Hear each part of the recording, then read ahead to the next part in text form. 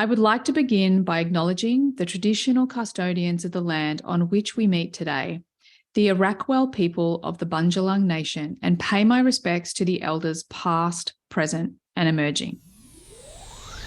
Are you ready to win at the game of life? Well, throw out that rulebook and get down to the business of being the best and most authentic version of you. Welcome to the Human Design Podcast.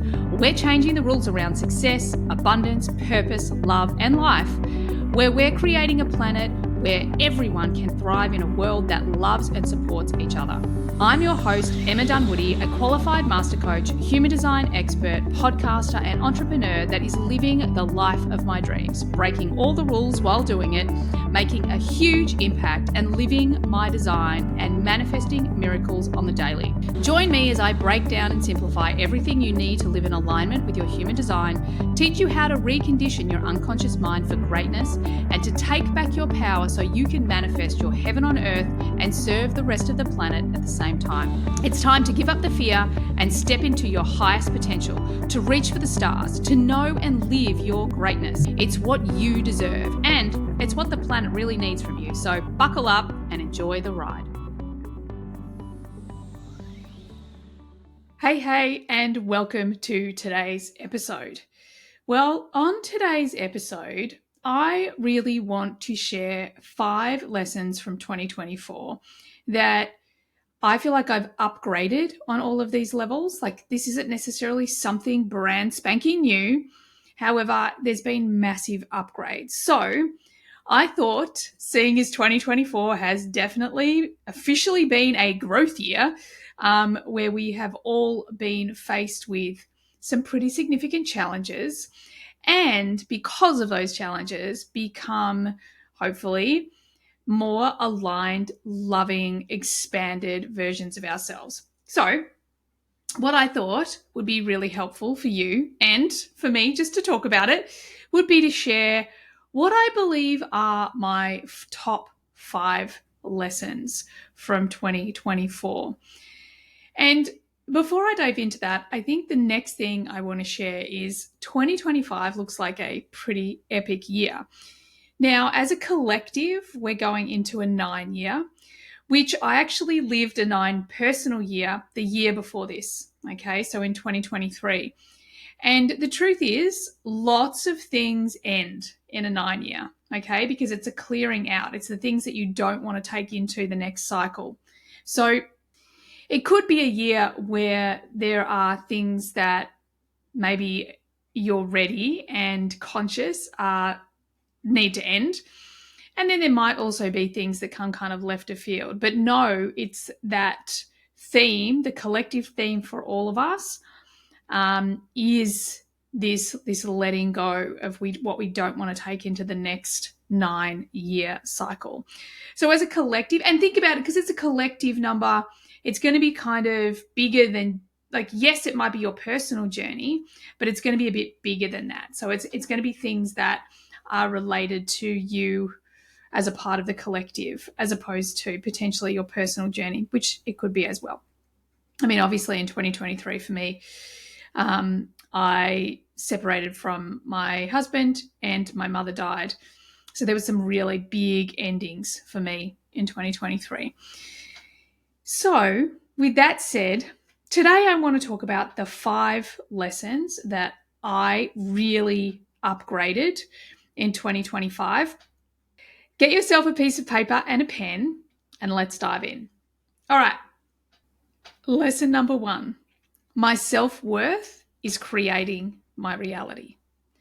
Now, for me this year, this was really fascinating. So from a human design perspective, I've got a defined will center. So one of the things that a defined will center gives a person is their self-worth is consistent. Okay. Now, that doesn't mean that they have good self-worth all the time. It just means that once we start to do the work on our self-worth, when we clean up our not self, when we clean up our shadow, when we kind of look at our self-worth, then we can kind of tap into that consistency relatively easily, because we can tap into that consistency because it is exactly that, consistent. Now, only 15% of the global population have a defined will center, also called the heart center and the ego center, which means that self-worth is a big topic for 85% of the global population because it's inconsistent. So what does that mean? Well, that just means that if you are like me, once you tap into it, once you clear up the mess, it's something that is quite innate in you. However, I have had some massive, like a bottom outs in my self-worth. So it's not that you don't have to worry about it. It's that you just need to be conscious of keeping it clean, and really resourcefully investing in your self-worth. Now, this is the same for everybody. But if you have an undefined will center, then it's this consistent habit that, for all honesty, like my self-worth practices, they're probably something that, they drop off over time. And then when I feel a bit of a dip, I'll come back and I'll re-look at my self-worth. And there's a number of practices, and I'm going to talk about a couple of them here, that I'll reconnect into. But if you have an undefined will center, ego center, heart center, it's the same center. If you're listening to me, it's the little triangle that sits off to the right above the solar plexus. And that means that you need to be doing these practices consistently all the time. Okay. So you can build the habit of high self-worth. Now, what is self-worth? I like to think of it as it's being me, backing me, and loving me. So what does it take to be me, back me, love me? And I think the one that people, in fact, I was going to say the one that people struggle with. I think everyone struggles with these three things. But number one, be me. Human design, baby. At the end of the day, the more you align to your design, the more authenticity you live, the more being you'll experience. And I'm going to go deeper into that because it's actually part of another one of my points. Backing you. So again, backing you is all about high self-worth, because when we have low self-worth, we give our power away. We look for external validation. We need confirmation from the universe as opposed to being able to back our own decisions. So again, human design to the rescue. This is the place where we really have to align to our design, yes, and specifically our strategy and authority. We have to become the authority in our own life. And that means by running the experiment, choosing to make decisions in alignment with your authority instead of giving away power, giving away or needing validation externally, and instead being the person that validates yourself, instead being the person that is the authority in your own life. Now, all you got to do is run the experiment, trust yourself, discover how your authority looks, feels, knows, whatever it is for you, and then just do more of it. Just build the muscle. This is how you back yourself. This is how you build your self-worth from that perspective. And then loving me. Loving me really is all about acceptance, okay? This is about really accepting who I am. Now, I was actually reading, I just recently bought a new I Ching, and God knows why, because I was an MG in a bookshop responding. I think I already have like 3 different copies of the I Ching. I've got 2 different card decks, but for some reason I had to get this other book. As I said, MG responding in a bookshop. And I went straight to the 37 and I was reading the 37. And one of the things about the 37, it's the family. And there is this energy within the 37 is the masculine and the feminine, okay? And the masculine is external. It goes out into the world. The feminine is internal.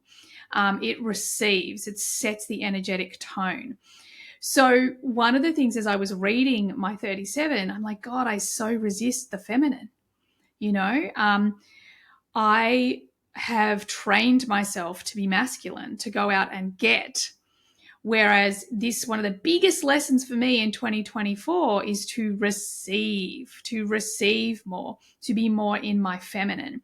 So again, human design is a way that we can really learn to accept ourselves, and we can kind of dive into these unique parts of ourselves where we can watch our physical biofeedback go, oh, that feels uncomfortable, because being really in my feminine, receptive, being internal as opposed to going out and getting what I want, like that feels uncomfortable. However, if I'm really honest with myself, it feels so delicious. Like my heart longs for that kind of energy. A friend of mine said to me today, because obviously I'm doing a lot of relationship work at the moment, and she sent me a post of someone talking about how if you need a relationship, and I mean, I've said this on this podcast a bunch of times, whatever you think you need from another person is the thing that you need to give yourself, right? And going through my all the legal stuff with the divorce and the financial settlement, I noticed that I was like, oh God, I unconsciously, like I wasn't consciously telling myself, but I could feel the energy. Like it's almost like I could feel the story in my mind. Like, oh, I need a man to support me through this. And when my friend sent me this post this morning that was all about what do you need from a man, I'm like, I don't need anything. And I remember feeling that last moment of like one of a challenging situation, and in the moment where I was feeling like, oh God, this is a lot, I also felt I officially don't need anyone for anything now. Like if I can handle this, that's it. That was my last thing that I was pinning onto a partner. So this last part, loving you, is accepting you as you, who you are, where you are right now, that imperfect version of you and the greatest version of you that lies within you. Again, that human design and the gene keys gives us to experiment with, to play with, to contemplate. The other thing I want to say really quickly was I was recommended a book on self-worth, which is fantastic. It's called 10 Days to Self-Esteem by Dr. David Burns. And one of the things that it reminded me of was distorted thinking. Okay, so I do a lot of this in my coaching. Something I've trained in. However, I wasn't actually looking at my own distorted thinking. And this is a place where we can really help to transition out of the victim, out of the shadow, the unresourceful versions of us, into the power seat.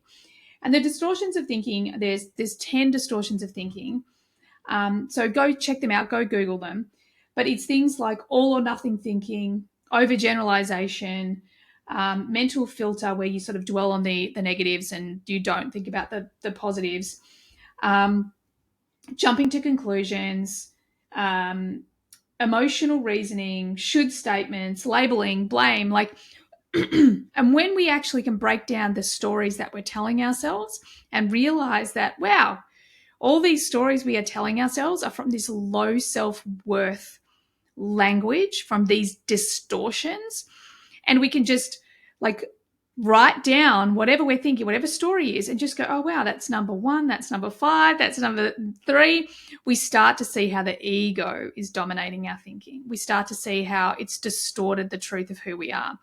So using these models can really help you get the ego, the shadow, those things out of the way, and then reconnect, or simultaneously reconnecting or diving deeper with your design, where you're really letting yourself go, yeah, it's true. Like I want to be more in my feminine, because I do feel deserving, which is a very important word for self-worth, deserving of that.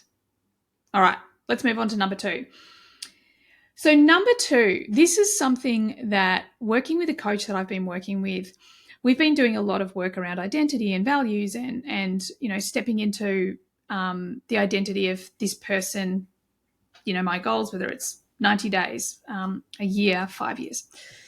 And one of the things that I identified really early on is that I had, in the last 12 months, I had shifted and again, because this is a lower self-worth thing, I had shifted, although my values, my highest values were still in my top 10, they'd shifted down the list to be replaced by things that are my values, but not my primary values. And let me give you an example.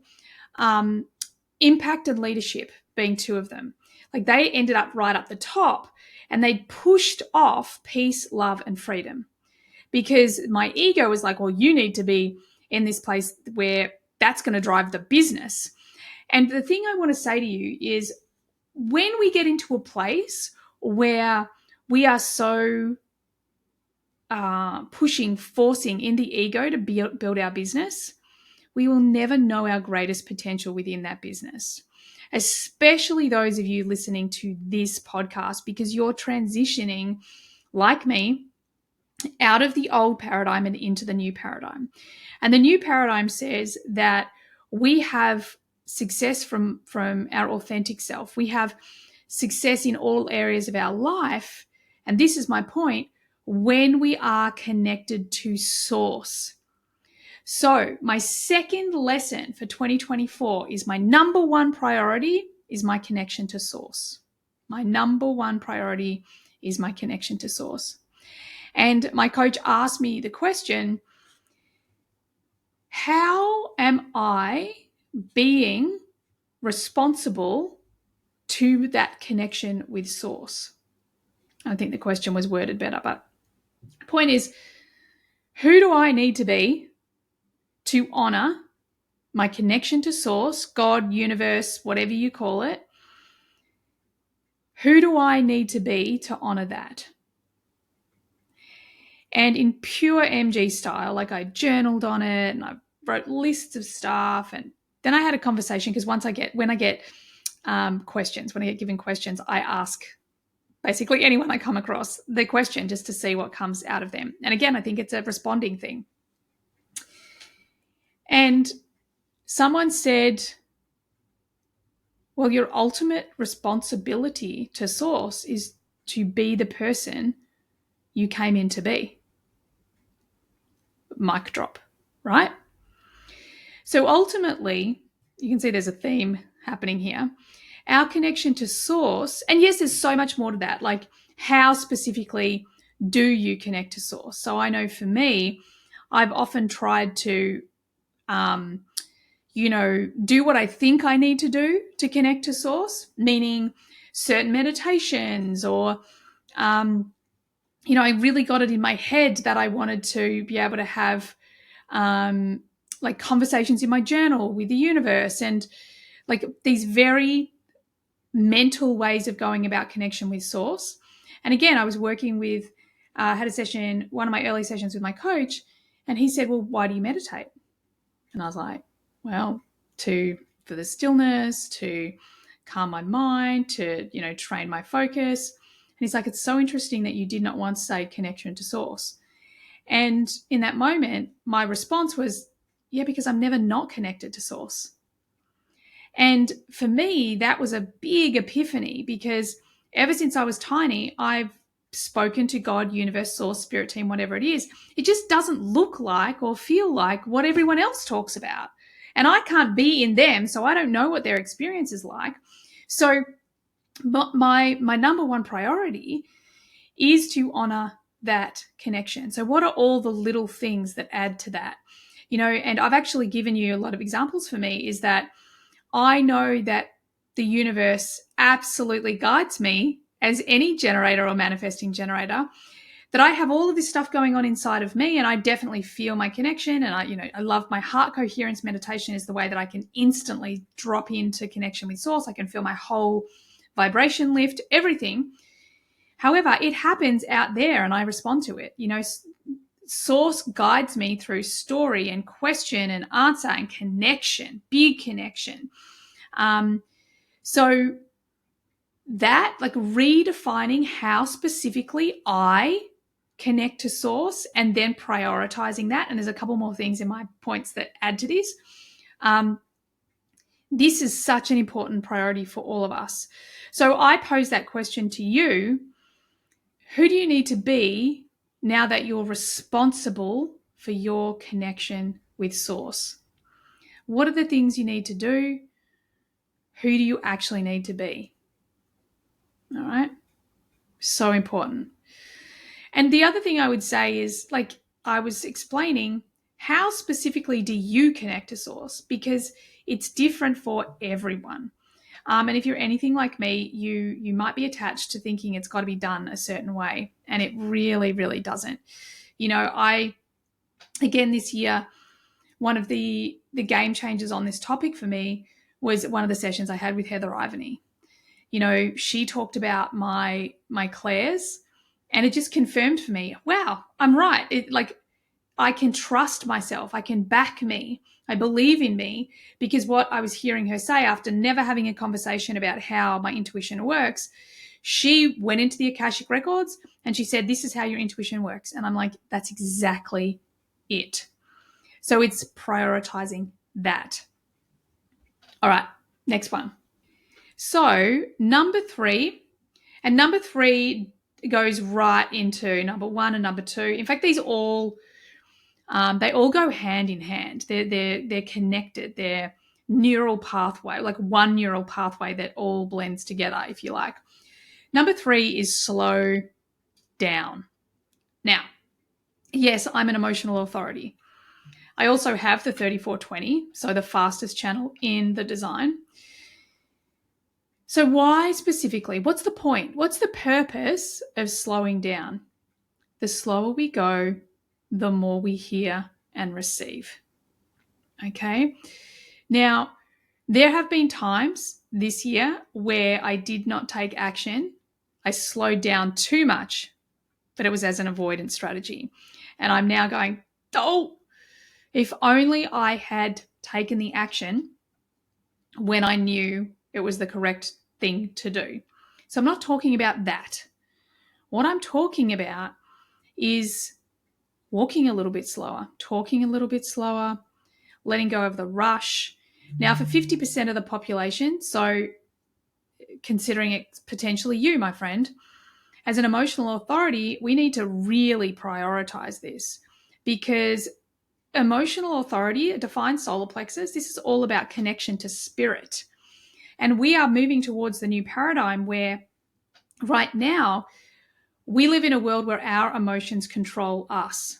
And in every area of my life, except for my relationship, my ex-relationship, I have, my emotions are just as I want them to be. They're what I would call resourceful. Okay. I'm an emotional being. There's always going to be emotion for me. However, in my ex-relationship, that was not the truth. That was not the truth. They were absolutely being repressed until they exploded, and then they became something that I indulged in. So really slowing down, my new mantra is slow down, take a breath, take my time, and respond. Now, you do not have to be an emotional authority for this to work for you. Would you believe my eldest son actually came to me probably 2 days ago, and he said, and I've shared none of this with him, he said to me, you know what I'm going to focus on for 2025, Mum? Slowing down. And he is a sacral manifesting generator. So the dude moves fast. I think he has all the integration circuitry. So he's a very fast moving being. His energy is fast. But even he identified that he needs to slow down. I mean, he headed off to school one day, leaving the stove burner on, and like he kept stubbing his toes. So he looked it up and he's like, oh, slow down. So slowing down is something that we all need to do. And as we move towards the new paradigm, we have to practice slowing down, because we're going to be living in a world where there's less to do, and we have an addiction to doing. Like, I have taken 6 weeks off and I noticed this week I was creating a drama about something that wasn't a drama. And I'm like, Jesus, oh my God, I'm an MG, I'm bored. I went unconscious for a moment. I created a challenge for myself. I'm going to just put that down. I'm going to walk away from that. And now I'm going to go and find something resourceful that I can focus on, resourceful that I can put this energy behind. But slowing down isn't something that comes naturally to any of us. But our bodies, our minds, our spirits need it. It's how we connect to source. Our bodies need to learn to recover. We need to have time in our parasympathetic nervous system so that our entire body can reset. Like if we don't slow down, if we don't get quality sleep, if we don't stay off freaking social media, we're going to find ourselves in a slump. We're going to find ourselves with autoimmune. We're going to find ourselves making choices and decisions that are not correct for us because we can't hear our authority. We can't hear the universe when it's trying to lead us. We are just getting in our own way. So lesson number 3 for me, and again, I encourage you, give it an experiment, no matter your design, that is to slow down. Allow more in. Allow yourself to hear what the universe and what your heart and soul is trying to tell you. Listen to your intuition. I think one of the other big things on this note, if you are a person who identifies as your leading energy is feminine, my question to you is, how good are you at receiving? Because if you're anything like me, you're not great. Like I've got much better at it, but this is something for me that I'm really conscious of. And I'm a manifesting generator. I'm a freaking generator. And most of us are meant to be in receivership, in response, whether we're generators, MGs, emotional, oh no, that's not in response, but projectors, reflectors, in some way, we have to receive, we have to respond to something. Whereas, yes, the manifestors, they go out, they initiate.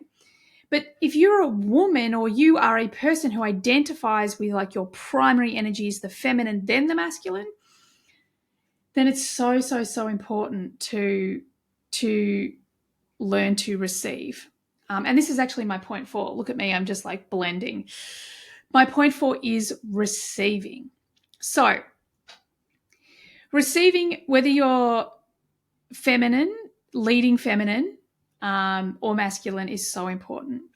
We have to understand that we live in this universe that is cyclical. When it's that whole idea of karma. When we take an action, then whatever action we take comes back to us. It's this cyclical motion. And in so many cases, we are doing all the doing, and what we're actually doing is we're trying to take control. We're trying to take control of what other people think of us, trying to take control of making whatever we want happen. We're trying to, I know for me, one of my classics is, I will take back responsibility from the universe. Like instead of just knowing that I've done enough, I am enough, I've done enough, I have enough, and just knowing that whatever I'm looking for is looking for me, whether that's a person, an opportunity, a manifestation. And I will take back responsibility, or I will take back the action from the universe. And the truth is that and I do have the 34 people out there, like it's the shadow of force. And the truth is this magic. And the 34 is a part of our new paradigm. So we're all going to be faced with this. We're all going to be swimming in this soup come 2027. We have to learn to stop forcing and instead receive, knowing that I am enough, I've done enough, I have enough, and allowing our manifestation, whatever that might be, allowing the support, allowing the love, allowing whatever it is to come to us.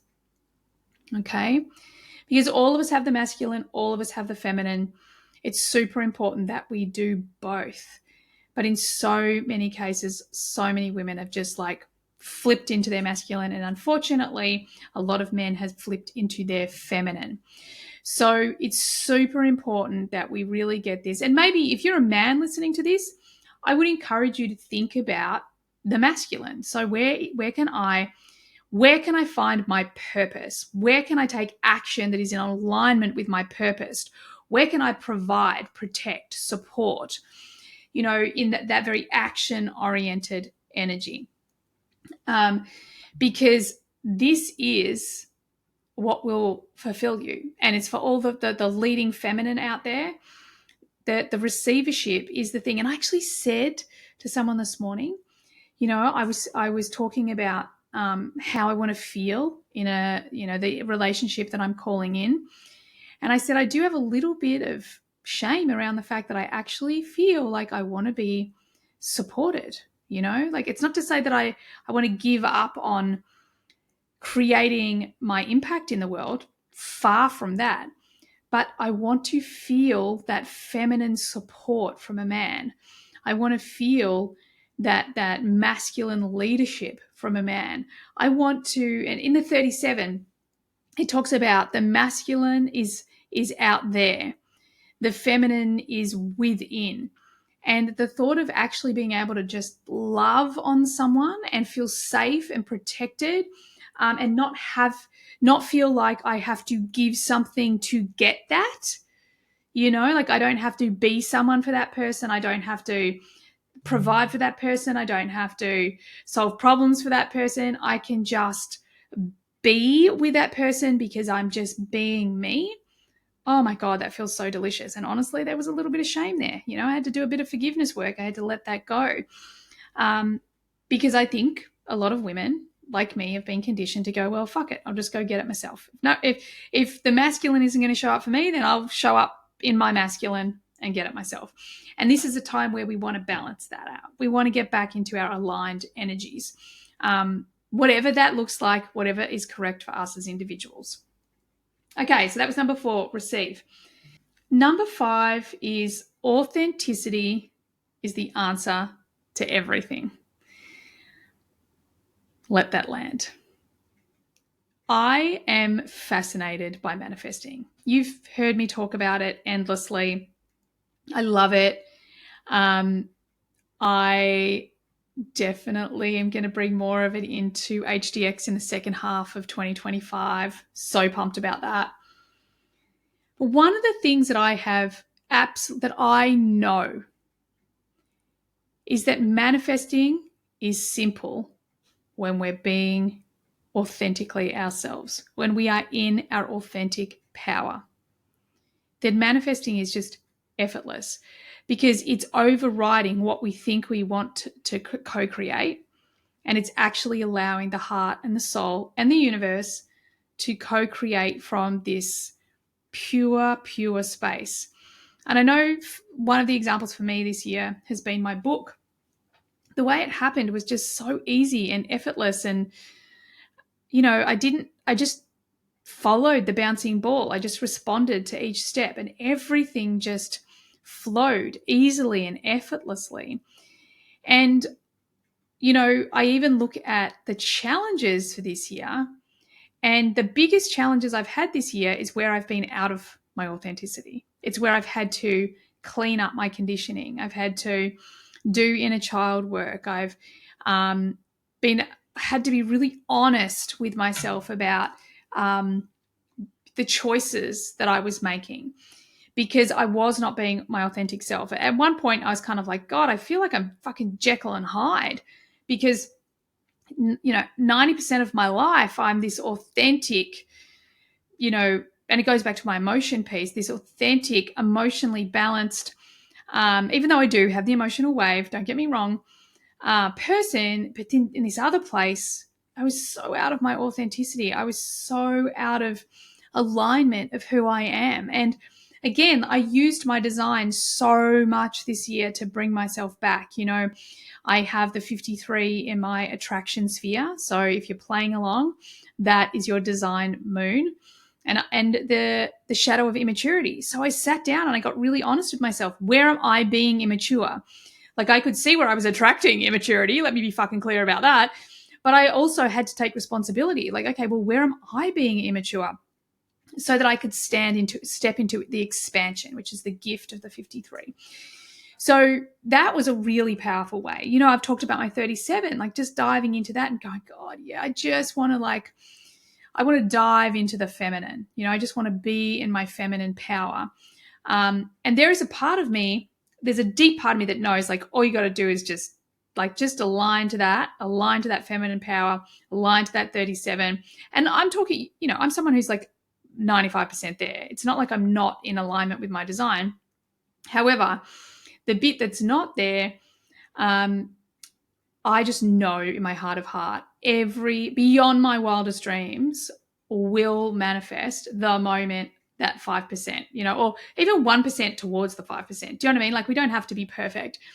Those things just drop in when we align to our authenticity. And honestly, there is no faster way to our authenticity than our design. And I know for me, I really work with my design and my gene keys as a teacher. So if I'm struggling with something, or if I'm noticing a behavior that I'm like, wow, I am in fear, I'm in my ego, I'm like, okay, well, what is this all about? Obviously, relationship was a big topic for me this year. So I'd go straight to my attraction sphere. But I also went through the whole Venus sequence, which is all about relationships. So really helping me to ground into, right, this is who I'm designed to be in a relationship. So going through those lessons and being honest about where the shadows are showing up and the stories I'd created and the parts that needed letting go of, or healing, or integrating. Because the more authenticity I brought in, the easier everything is. The friendships, the people that have come into my life in 2024, because I've been working on my Venus sequence, I've been working on, which is the gene keys, in case you're wondering what I'm talking about. My attraction sphere, I've been working on all of these things. So I have got the most incredible people in my life, the most incredible relationships, because that's what I've been working on. But this is what I talk about, how authenticity creates the simplest manifestation. Because I didn't sit down at the beginning of this year and go, well, I just want to manifest the best freaking friendship circle on the planet. Yes, a few years ago, I was like, I really need to, I want to upgrade my friendships. And I did that and it started. But this year I didn't intentionally do that. All I did was focus on how grateful I was. And as I was working through all of this relationship stuff, I could see how maybe it would show up in a friendship, or I could see it in another person. So I'm like, cool, lesson to be learned here. Oh, wow, that's triggering me. That's another lesson to be learned here. So the manifestation of being surrounded by incredible, amazing, loving, supportive, wonderful humans, it was so freaking easy. I hardly did anything. But it was just about me aligning to my authenticity, about me taking responsibility for my fear, my shadow, my conditioning, accepting that that's in me, and working with it, healing it, integrating and owning these higher expressions. So, number 5, authenticity is the answer to everything. And obviously, human design is the fastest. Human design and the gene keys, the fastest way to live an authentic life, to be an authentic human. I really feel the energy I love the most, and my core energy, and the energy that I've learned to tap in. And from an NLP perspective, like I'm even like building, I'm going to put an anchor on my body somewhere, like maybe a finger or something like that, where, just really anchor in powerful confidence. Because when I'm in powerful confidence, what that feels like is it actually feels like my top values. It feels peaceful, it feels loving, and it feels like I'm completely free. And for 2024, I so want to embody more of the adventurous line 3 in me. I've been probably not as playful as I would have liked to be. So this adventure is also so important, as well as the impact. And again, it's by breaking the rules. Like, I want to do all of this. I want to build this business like globally so much bigger. We want to take human design mainstream. We want to take it out of the woo-woo, overcomplicated, too many details. We want to bring it into such a practical, simple way that people can pick it up. I want it to be, I'm, manifesting incredible stages, being a part of incredible communities. I'm out there going to be doing a book tour next year in Australia and in the US. So many incredible things. And at the end of the day, it all comes back to being the most authentic version of me, tapping into that authentic confidence that human design has helped me access, and I trust helped you access too. So, on that note, I want to wish you an amazing New Year's Eve. I hope you're doing something powerful with it. I'm going to be hanging out with some friends. We are going to cook an amazing meal and do some vision boarding and set ourselves up for an incredible year in 2025. So have a great New Year's. Love you lots. Bye for now. Thanks everyone for being here all the way to the end of the podcast. I hope you got lots of value out of it. I certainly had a lot of fun doing it. Could I please ask that you share this podcast with friends if you found it valuable? And also, bonus points, could you leave a review for me as well on Apple? It would be greatly appreciated. If at any point you would like to be on the podcast or you've got questions that you'd like me to discuss on the podcast, by all means get on my socials and DM me. Everything you need is there in the show notes. Have an awesome day. Bye for now.